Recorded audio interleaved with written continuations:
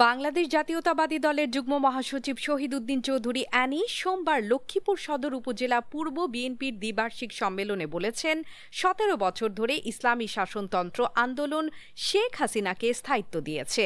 তিনি আরও বলেন, এসব সময় এই আন্দোলন সহ বিভিন্ন পাখা মার্কা দল একত্রে কাজ করে ক্ষমতায় তাদের অবস্থান সুদৃঢ় করেছে।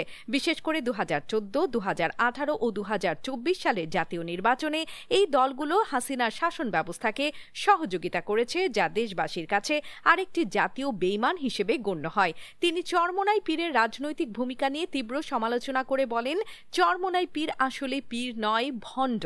শহীদ উদ্দিন চৌধুরী অ্যানি আরও বলেন, বর্তমানে ইসলামী দলগুলো নির্বাচনের পরিবেশের বিরুদ্ধে প্রতিবাদমূলক কর্মকাণ্ড চালাচ্ছে। তারা মিছিল সমাবেশ করে, হুমকি ধমকি দেয়, যা ভোটের পরিবেশকে ক্ষতিগ্রস্ত করছে। তিনি বলেন, ১৭ বছর ধরে সংগ্রাম করার সময় এসব দলের থ্রেট পাওয়া যায়নি।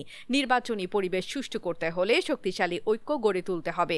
শহীদ উদ্দিন অ্যানি জোর দেন, জাতীয় নেতা জিয়াউর রহমান বারবার যে ইস্পাত কঠিন ঐক্য করার কথা বলেছেন, সেটি আজকের সময়ে তারেক রহমানের নেতৃত্বে প্রতিষ্ঠিত করতে হবে।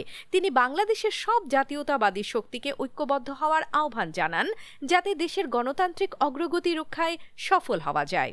পিয়ার পদ্ধতি নিয়ে জামায়াতে ইসলামের ভূমিকা এবং যারা ৮৬ সালে ৯৬ সালে বিভিন্নভাবে শুধু আমাদেরকে অসহযোগিতা করে নাই, পুরো জাতিকে অসহযোগিতা করেছিল এবং হাসিনাকে টিকিয়ে রাখার স্বার্থে তাদের সঙ্গে থেকে জাতীয় বেঈমান হিসাবে আত্মস্বীকৃত বেঈমান হিসাবে তারা এই বাংলাদেশে প্রতিষ্ঠিত হয়েছে।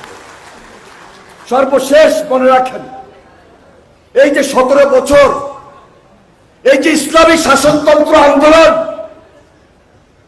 চরমোনাই পীর বলে, পীর নয়, ভণ্ড। তারা হাসিনাকে স্থায়িত্ব দিয়েছিল। এমন কোন দালালি ফাঁকা মার্কার ছিল না। তারা এই বাংলাদেশের ইতিহাসকে কলঙ্কিত করে নাই।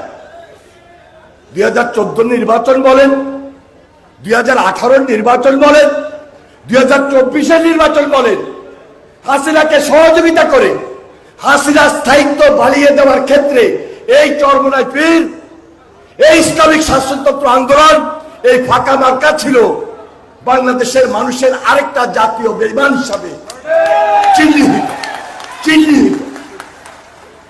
তাহলে তারা আজকে